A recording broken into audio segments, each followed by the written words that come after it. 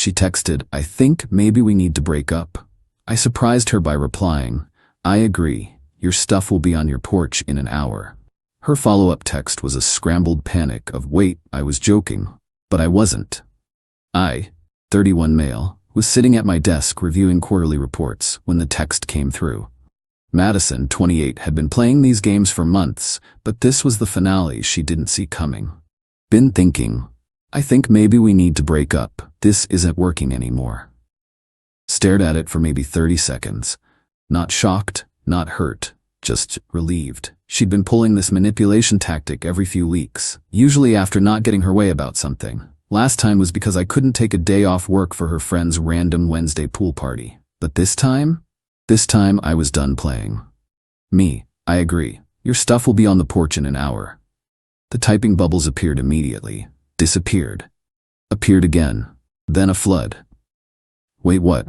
I was joking." "Babe, I was just upset. Call me. This isn't funny. I was testing you, testing me." There it was. The admission. Put my phone on silent and got to work. Not the quarterly reports, the packing. 2 years of her gradually moving in without ever officially living here. Time to reverse that process. Started with the bathroom. Her 17 different shampoos. Why? Face masks, that expensive straightener she had to have. The medicine cabinet looked empty without her stuff. Good. Bedroom next. Clothes she left for convenience. The jewelry box on my dresser. Those decorative pillows that served no purpose except making it harder to sleep. The fake plant she insisted made the room pop. Living room. Her yoga mat. The books she never read but displayed for aesthetics. The blanket that matched the vibe but felt like sandpaper. The framed photo of us from her cousin's wedding. She looked great. I looked trapped. Accurate. Kitchen. Her specialty coffee pods. The juicer used exactly twice. Fancy wine glasses for the wine she only drank for Instagram stories. The air fryer she begged for, used once then complained it took up too much counter space. 45 minutes, 6 boxes and 3 garbage bags. Neat, organized, ready for pickup. Phone was nuclear. 47 missed calls. Lost count of texts. Voicemails I'd check later for entertainment value. Placed everything on the porch. Sent a photo. "Me, everything's outside. Please collect within 2 hours or it goes to the curb for donation pickup." "You can't do this." "I pay rent." She didn't. She'd chip in for groceries occasionally. By occasionally, I mean twice in 6 months. "I'm coming over. We're talking about this." "You're overreacting. It was a joke." Joke, right? Like when she jokingly threatened to burn my vintage band tees because I went to my brother's bachelor party instead of her work thing. Or when she jokingly posted on Facebook that she was single after I couldn't afford the Tiffany bracelet she wanted. Hilarious. 20 minutes later, her car screeched into my driveway. She was out before it fully stopped, mascara already running. Madison. Banging on door. "Open up. This is insane." Through the doorbell camera. "Your stuff's on the porch. Please take it and go." "I'm not leaving until we talk." "Then I'll call the police for trespassing. Your choice." She grabbed the first box and threw it at my door. Class act. Then sat on my porch steps and called reinforcements. Speakerphone because of course. Her mom. "Sweetie, what's happening?" "Mom, he's throwing me out." "Over a text." Her mom. "What did the text say?" Madison. Pause. "I maybe suggested we break up, but I was kidding." Even through the phone, the silence was deafening. Her mom. "Madison Grace, you didn't. It was a test to see if he'd fight for me." Her mom. Heavy sigh. "Come home, we'll talk." Plot twist, her mom was on my side. Love that for me. But Madison wasn't done. Oh no, this was just Act 1 of the entitlement show.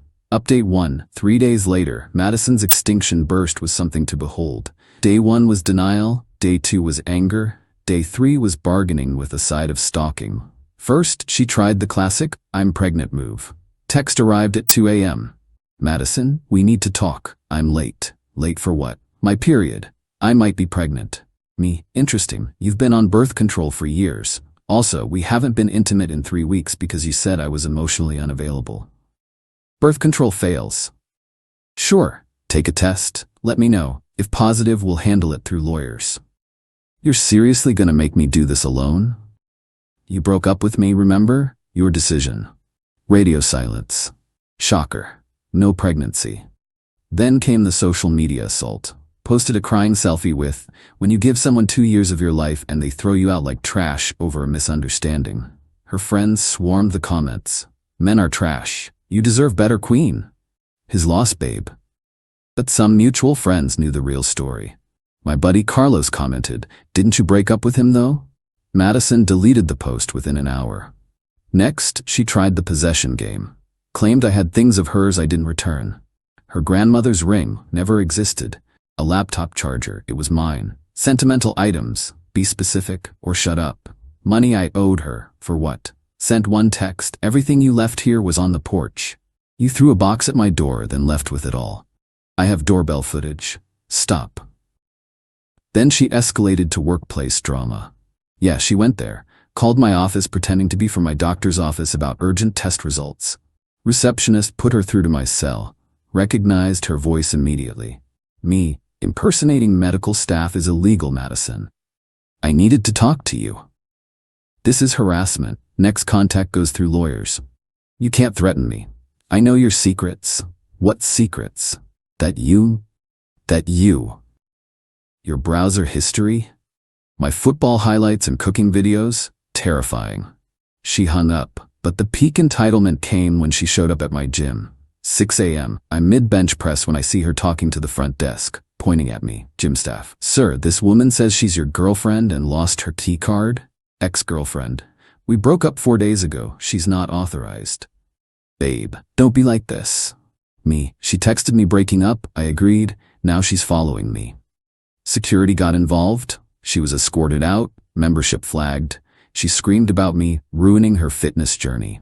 Girl hadn't been to the gym once in 2 years of membership I paid for. That afternoon, got a call from her friend Brittany. Brittany, you need to take Madison back.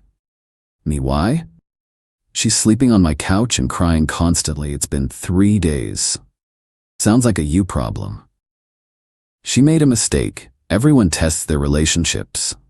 Healthy people don't. She's threatening to do something dramatic. Like what? She bought a plane ticket to her ex's city. Cool, hope they're happy. You're heartless. I'm single. By her choice. The ex-boyfriend move was pure manipulation. She wanted me to panic, beg her not to go, fight for her. Instead, I blocked her on everything and went about my life. Update 2. 2 weeks later, Madison's spiral accelerated when her tactics weren't working. The ex-boyfriend trip? Total fabrication. She actually went to her aunt's house 2 towns over and posted photos pretending to be in another state. Her cousin DM'd me the truth because even her family was tired of the drama. But she wasn't done. Oh no. She hired a life coach, her friend who took an online course, to help her manifest me back. This coach, Serena, actually contacted me on LinkedIn. Serena, hi, I'm working with someone from your past to clear negative energy blocks. Would you be open to a healing conversation about forgiveness? No. Closure is important for both parties. Spiritual growth. I'm closed. Spiritually and literally. Blocked. Then Madison tried the mutual friends approach. Started showing up at every group event, acting surprised to see me there. Game night at Carlos's place. Oh, I didn't know you'd be here. Carlos literally texted her not to come because I'd confirmed. Trivia night at our usual bar. What a coincidence. Posted about going on her Instagram story. Beach volleyball Saturday. The universe keeps bringing us together. I left. Not dealing with that energy during my me time. Each time she'd corner someone to talk about our misunderstanding and how I overreacted to a joke. People started avoiding her. Carlos told me she spent an entire party following different people, retelling the story, getting more dramatic each time. Version 1, I made a joke and he threw me out. Version 5, I was expressing feelings and he made me homeless. Version 10, he planned this. He wanted me gone. It was probably another woman. There was no other woman. Unless you count my Xbox, which was getting more attention now that I had peace. The restraining order threat became real when she started showing up at my work. Not inside, she'd learned that lesson, but outside, sitting in her car, waiting for lunch break, holding a sign that said, "Let's talk." Security noticed, HR got involved, they offered to call police. I said next time. Next time was the next day. Sign now said, "You can't ignore love." Police were called. She got a warning. I filed for a restraining order. But the absolute peak entitlement? She sent her new boyfriend to talk to me. Yeah, she found some guy named Trent on a dating app, convinced him I was the villain, and sent him to man up and confront me. This poor dude shows up at my door, puffing his chest. Trent, you Madison's ex? Me, yep. You threw her out over nothing? She broke up with me. I agreed. She didn't like that. Trent, she said you were abusive. She say anything about the restraining order? The what? Showed him the paperwork, the police reports, the doorbell footage of her throwing boxes, the screenshots of her admitting it was a test.